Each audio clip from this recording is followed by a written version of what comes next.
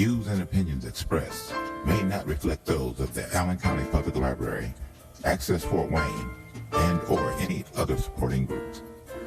If you are interested in producing your own programs for Access Fort Wayne, you can contact us at 260-421-1250.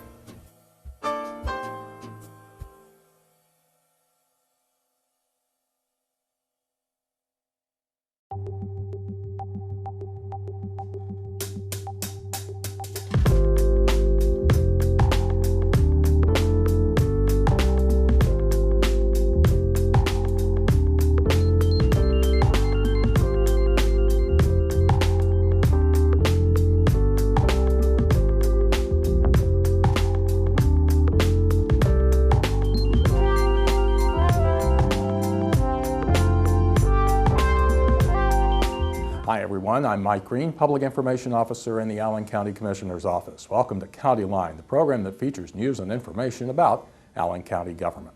Coming up on this edition of Countyline, some important information for Allen County veterans. You may be getting billed for services that you shouldn't be paying for and not even realizing that's happening. We're going to talk with our County Veteran Services Officer about ways you can detect if this is happening and ways to protect yourself. In addition, we're going to talk to you about the ongoing effort to improve and simplify the permitting system here in Allen County and how that effort can bring about new industry and business to our county, as well as helping existing businesses grow. Before we get to all that, a reminder to you about how you can view our Countyline programs through the internet.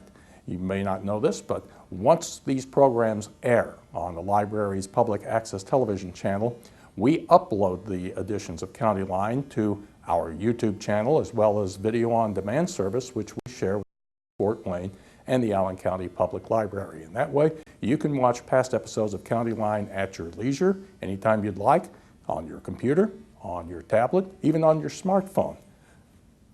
You can find links to our YouTube channel as well as video on demand service if you go to our website, www.allencounty.us. And while you're there, check out the other social media sites that Allen County provides information on.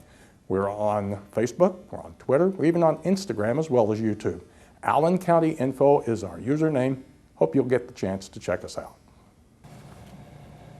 Well, from time to time here on Countyline, we've talked to you about the effort by folks to separate you from your money through scams or con games, whether it's charging you a fee for a service that's provided by your government for free, or maybe even a threat that is mailed or phoned to you claiming to be from the government, trying to separate you from your money. Well, there's one group here in the Allen County area that's being especially targeted these days, and that's our veterans. We want to talk about some of these scams that are going on and make sure you have information to be able to identify what these are and where to find help. And for that, we welcome in Cameron Lautner, who is the relatively new Veterans Service Officer here in Allen County. And Cam, it's our first chance to talk to you on Countyline, so we want to welcome you to county government. Thank you, Mike. Been here for about a year and a half, and this is our initial talk. So before we talk about our topic, why don't we give folks a little background about you? Sure thing. I actually have been a veteran service officer now for some 3.5, 4 years. I came to Allen County from Wabash County. I served as the veteran service officer there for 2.5 years, and then was asked to come up and take over for a retiring George Jarba, who served Allen County for close to 21 years now. Before that, my profession was mostly based with sales and marketing. Okay. And of course, for that, I served in the United States Marine Corps in amphibious assault, and from that, I draw a lot of experience and I guess probably the passion and devotion that I have to serving our veterans and their families here in Allen County. Okay. Well, it's good to have you here. We appreciate you taking some time to talk to us. Let's get to the topic that we talked about at the outset, and that's some of these scams that are going on. First of all, you're starting to see an increase in the number of these cases here in Allen County among our veterans. Is that right? Yeah, absolutely. There's a benefit identified as a form of pension, and it's designed to help low-income veterans who are experiencing a severe financial hardship based on long-term care needs due to physical or mental disability. And because of that, they can qualify for a substantial benefit, monthly benefit in the form of pension, upwards to a maximum of $2,120. So with that, that comes a lot of predators by way of attorneys, financial agents, and the like, unscrupulous ones, of course. Right. And in doing so, they will actually target our veterans, and more often our senior veterans to boot, charging them exorbitant fees to prepare, develop, and submit these very same claims that we offer and put together and submit for veterans here in our office for free as a county office and a civil service to our veterans. How do these predators find out, I guess? Do they just, I imagine they may have a list of veterans' names, or they make sure and target them at kind of the front end of the process. Is that usually how it works? Sure. Again, most of these unscrupulous predators are lawyers and attorneys, so they have the legal background, and quite often families of veterans or the veterans themselves will go to these law offices seeking other financial instruments such as wills and trusts and the like, and through that bundling they will include this benefit for a fee. So the actual fee or charge is kind of melded in with the other fees, and in doing so the veterans are taken advantage of without even really knowing about it. Now this is actually breaking the law, is that correct? That's absolutely correct. Once a veteran makes a declaration of their intent to file a benefit for their veteran benefits, no one can charge that veteran for any part of that, the filing, their time, the paperwork processing. Oftentimes we'll see on invoices when veterans have been charged by these scams terms of research fees or consultation fees. They're constantly trying to skirt the law, find loopholes, but ultimately, if they would be brought up and have to be able to prove those, I think they would probably be found in violation. Okay. Another form that you talked about a little bit beforehand is, I think it's called benefit poaching. Yeah, benefit poaching. So as the VA identifies the pension poaching that we were just talking about as that pension poaching, benefit poaching is something on a more broader term. So some of the scams that we'll find that across the way is on the internet, it's real easy to get contacted or there'll be advertisements that will say, hey, we can help you get your discharges for dad, grandpa, mom, yourself even, for a nominal fee of $9.99. Well, quite honestly, those documents are free of charge. All you have to do is put in the request. Ultimately, if they were to contact a accredited veteran service officer, which our office is, we can provide anything and all things veteran, whether it be local assistance through not-for-profits, whether it be their federal and state benefits. We can do all that free of charge.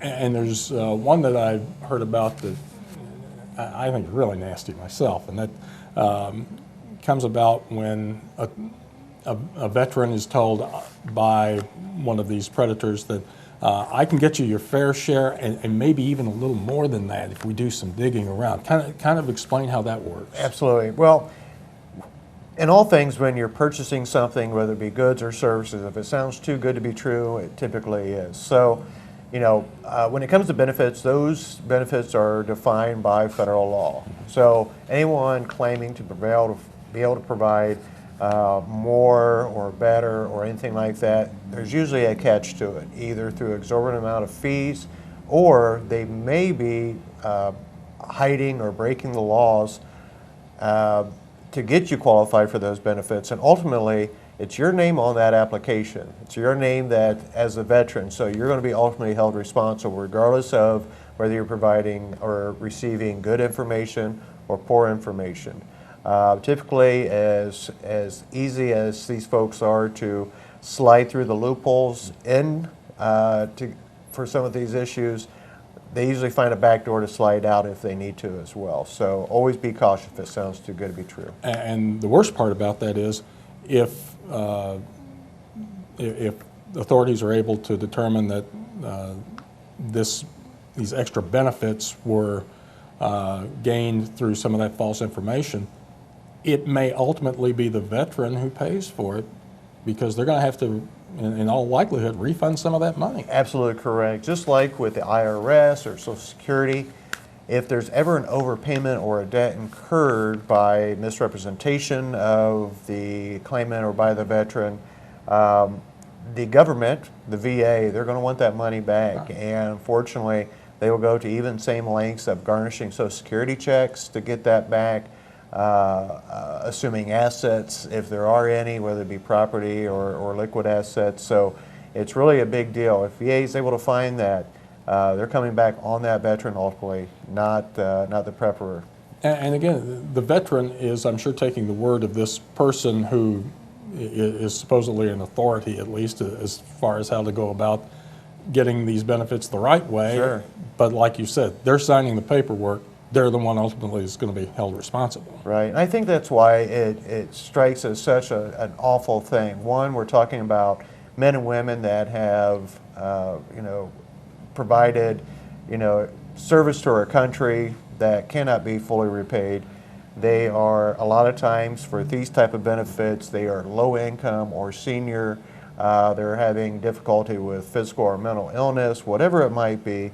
And they're dealing with folks that, A, are supposed to be the learned professionals that they Right. are, to be able to provide that assistance, and they're supposed to be held to an ethical high ground. And what we're finding out that, unfortunately, their moral compass sometimes get broken. And so for that betrayal to happen to this demographic, this group of folks that we know as our great veterans, I think makes it even harder to swallow, and even something we really need to pay attention to and take action on. And you told me about something new that you're starting to see. The use of, I guess, for lack of a better term, a brand name or a reputable agency or organization, the disreputable one kind of borrowing on that name in a form or fashion. Sure. to lure people into their Right. Well, business. there's some really reputable charity, non-for-profit groups out there. Right. A lot of them, Wounded Warrior might be one. There are veteran service organizations like the American Legion, DAV. These are all recognized by our federal government. Sure. And they're there to provide assistance and services to our veterans. Well, when you start talking about these groups that are trying to take advantage and scam our veterans, well, they don't have the big money to kind of build up that name, so they're going to try to formulate themselves to be somewhat attached, or at least be able to provide that appearance that they are. So Kind of tinker with that name a little bit to make you think, absolutely. oh, I'll bet they're associated with this bunch over here. Exactly. So instead of Wounded Warrior, you may have Wounded Soldier or something like Yeah. that. Maybe this is an off branch and it sounds legitimate enough. You should always do research, background on the Better Medicine Bureau. I think is probably the best resource for a lot of these groups. All of them have to be have all the 501(c) paperwork in for the non-for-profit licensure and whatnot. So getting all that in place, make sure you know who you're dealing with and talking to, and of course you can always call our office and we can assist you with that. And what else can you do as far as your office? I mean, you really run the gamut here of services that you can provide to veterans. Absolutely, sir. So I usually tell veterans that if it has the word vet or veteran in it, I'm either directly involved or I know about it. We run the gamut from both all federal benefits, all state benefits. If there are, we have here locally, we're blessed with a lot of great resources through non-for-profits that offer assistance to veterans and their families, whether it be low income rent assistance or whether it be assistance with utilities and everything in between, health care and the like. We know all the contacts, everything. We're a clearinghouse for all things veterans. And you know, there's new things coming on. There's always, that contact resource list. We have that available. We know the people to talk to, and we can always get veterans in touch with the right folks to get them the assistance they need for the needs that they require. And let's stress, there are a lot of lawyers, there are a lot of people in the business of helping veterans that are very reputable and are trying to do the right thing for veterans. Sure it's a thing. really very small percentage out there, but they can do a lot of damage. Oh, sure, yeah, and I don't think we can stress that enough, but it just takes that very small group to affect a much larger one. As veterans, here in Allen County, we average a veteran population of some 25,000. Right. So ultimately, out of our total population, it's a chunk, but when you have just that small group, they really start to pick apart, and when we're talking about charges and fees that are gathering upwards $4,000, $5,000, $6,000, we're really taking we're really hurting this group, and hopefully through the ability and opportunity to be able to share this education awareness about this, that we can help at least stem some of that. I have no designs on actually curtailing it, Right. although I'd love that, Sure. but hopefully we can reduce that to some degree. Well, if folks out there watching who are veterans or know veterans related to them, they want more information about that, how do they get in contact with you? Sure thing. The best way to get a hold of us is, of course, by telephone. Our telephone number here is 260-449-7861. Our office is located here at the Ed Russo building, used to be the City County building, 1 East Main Street. Our room number is 106, right on the first floor. Here in Fort Wayne, Indiana, of course, 46802. We have email, fax numbers. Our fax number is 260-449-7997. My email address is cameron.lochner, and that's Lochner, at allencounty.us.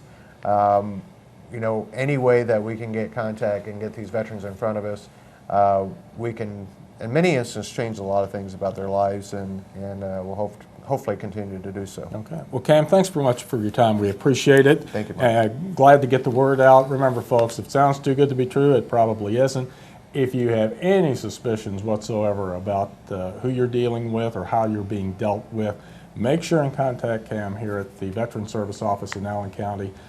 They will help protect you as best they can and can also give you a lot of valuable information and services. Well, several times here on Countyline, we've brought you programs to kind of explain to you the effort that's underway to improve the systems and make more efficient the permitting process for businesses and industries here in Allen County. We're going to give you an update on how things are going, and joining us today to do that is a recent new hire for government here, Kate Love Jacobson, who is the Permit Systems Coordinator for Allen County and the city of Fort Wayne for that matter. First of all, Kate, thanks for joining us. We appreciate it. Thanks, Mike. Kate might be a familiar name to some of you because she has had involvement not only within government but outside working with government. And kind of explain to folks what you did before you got here. Sure. I've had probably about 25 years of experience within municipal government.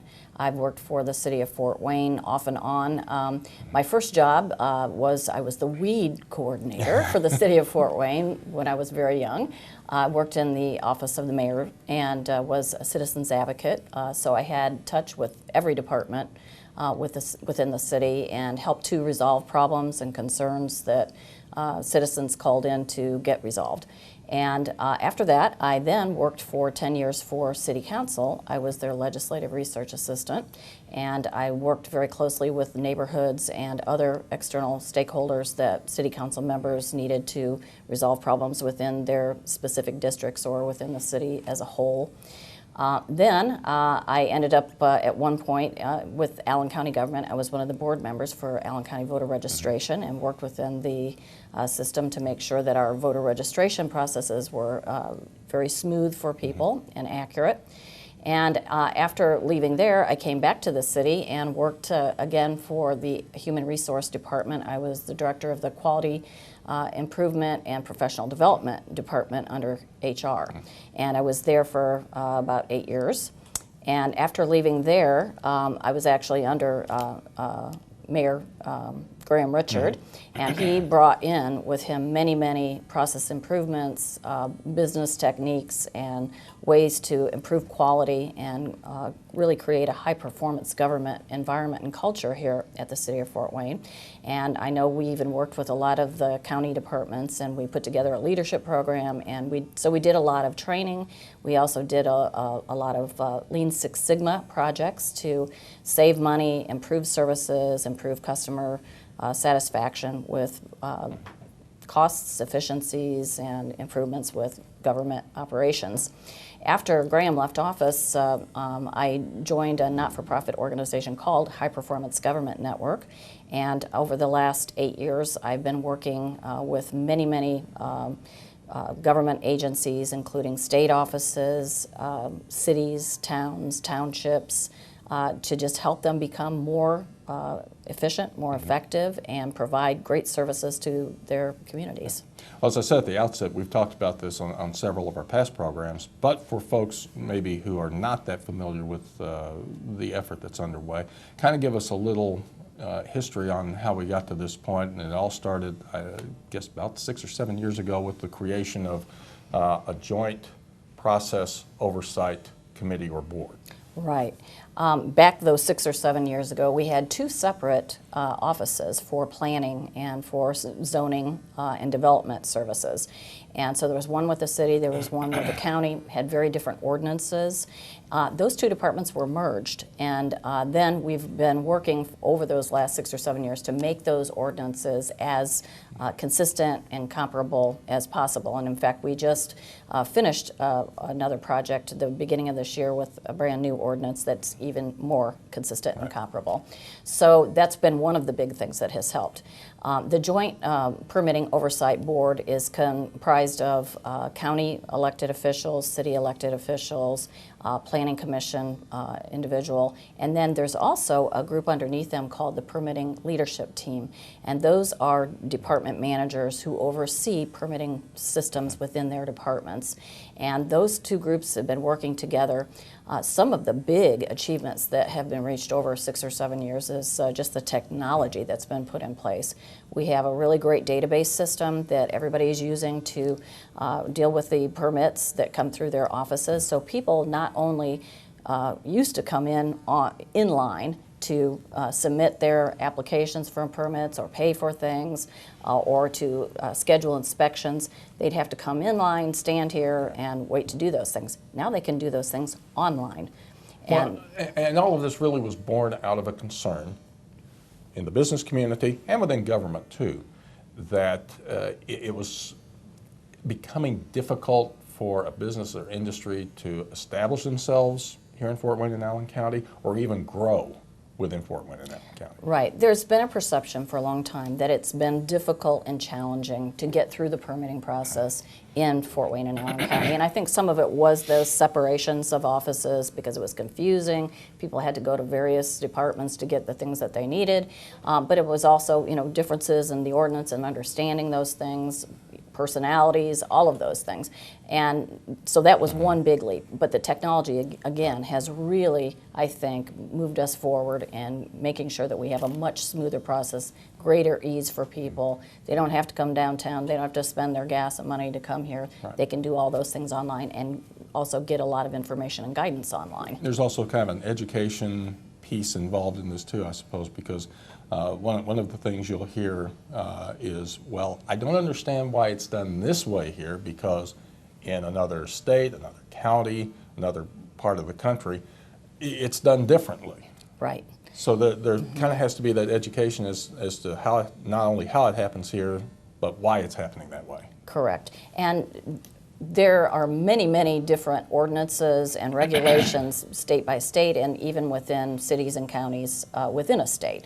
So there are differences in those ordinances, and we do have to follow those regulations, those standards of each community. In fact, we're part of a big Northeast Indiana Regional Partnership project to try to make all of that information very transparent among the 10 jurisdictions that are part of this program that are permitting jurisdictions. We want to make sure people do understand what those differences are, what the similarities are, what they need to do in each of those jurisdictions to get their permits approved. So what is your job as a permit systems coordinator? Are you working primarily within those agencies in government to bring them together? Do you work outside with business and industry? What's your role exactly? Yes, I do both Okay. those things. Yes, my role really is to assist customers if they have an issue, if they've come through the process, they are either don't understand it or they are having some sort of a barrier or an issue. I can help to advocate to work with the departments and see if we can resolve those issues. I'm also here to help departments improve their processes. So kind of ongoing, fostering, continuous improvement within each of the departments so that we are making sure we're not the barrier, but we also want to empower those stakeholders and customers in the community, make sure that they do know what they need, that they're equipped to provide us what we need to help them. And you could be talking about several departments or agencies. Obviously, the building department you would assume would be one, but Right. there are also others that maybe are not, they don't come to mind at the forefront when you're talking about developing. True, especially large developments, big site developments, commercial developments. A lot of times they will touch not only the building department or the Department of Planning Services, but perhaps even the Department of Health. Right. If there's a septic system or if it's a restaurant, and the developmental services and city utilities, if there's a drainage issue, or the county surveyor's office, if it's out in the county and it's a drainage issue, the fire department, if we want to make sure that whatever they're building, there's ability to go in and out of the property for emergency vehicles. So many, many departments, traffic engineering, street engineering. There are many departments that touch all this and can cause a slowdown or a delay if certain things are not met, regulations or standards. And that's where the technology comes in, because one of those complaints has been, I got the check off from 1 and 2, but all of a sudden I got stuck at 3 while I've got 4 more to go, and I can't get to these others until I Right. get past 3. So Right. that's part of the effort in bringing people together and using the technology to allow some of that to continue on, even though you've got a situation that needs to be worked out within one agency. The others can still